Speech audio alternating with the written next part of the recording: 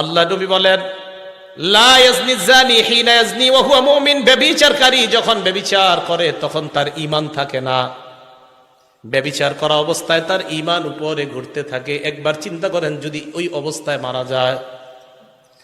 ওয়ালা ইয়াসরিকু সারিকু হিনা ইয়াসরিকু ওয়া হুয়া মুমিন, চুরি যখন চুরি করে, চোর যখন চুরি করে, চুরি করা অবস্থায় তার ঈমান থাকে না, ঘুরতে থাকে।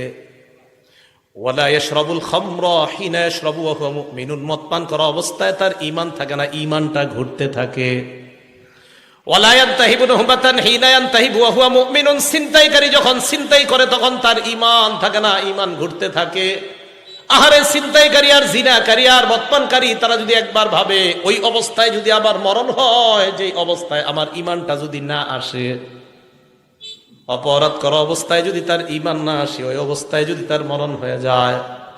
সহিহ বুখারীর 6612 নম্বর হাদিসে আল্লাহ নবী বলেন, ইন্নাল্লাহা কাতাবা আলা ইবনি আদম হাজ্জাহু